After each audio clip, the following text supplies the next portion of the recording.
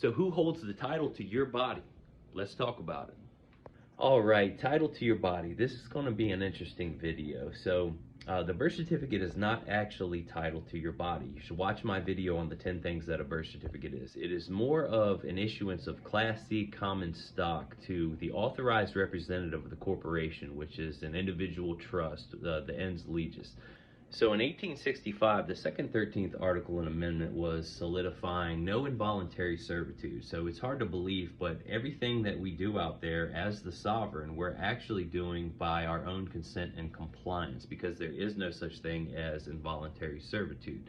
Now, in the legal public system, animals were considered legal things, not legal persons. Now, we are the authorized representative of the legal person to operate in their system, and we're the ones that engage it in all kinds of contracts. All right, now in the legal public system, they don't classify children as property. However, the legal system continues to treat them as such until they are emancipated or they reach the age of 18. And this is a great article to read on that as well. And you have to remember that there's always the duality of public versus private. In my video titled To a Child, it basically explains how you can maintain, control, and gain a true controlling title over a child and enforce it if you should ever be challenged or the rights infringed on or whatever, because they're not allowed to engage in public contracts until they reach a certain age. Now, when referring to who has title over your body after you reach the age of 18, in the public system, they do not recognize humans as property. In theory, you can and could create a title over your body, but I look at it like this. You can control what you create. Did you create your body? Okay?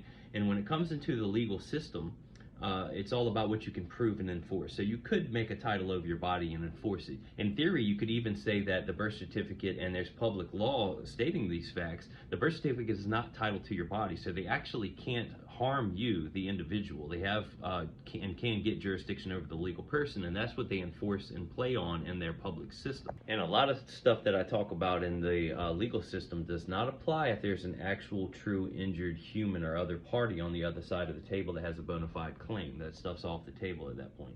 So who created your body? In nature, you could say your parents did. My research has shown that there's been intelligent design behind everything. So when you look at who created your body, it is the creator is a spiritual thing, and that is what the whole game is all about. When you dedicate your life, body, and soul to the creator, you are expressing the contract. It doesn't have to be written, but that is what is referred to when you are burying yourself and becoming a new creature and becoming alive, is when you're basically expressing and dedicating your life, body, and soul to the creators. They're the ones who created, so they get the control. As far as legal court cases go, when it comes to enforcement over a human being property, there's a lot of cases that involve limbs and dead bodies as being able to determine property, but dead bodies are even only temporarily property for a little while.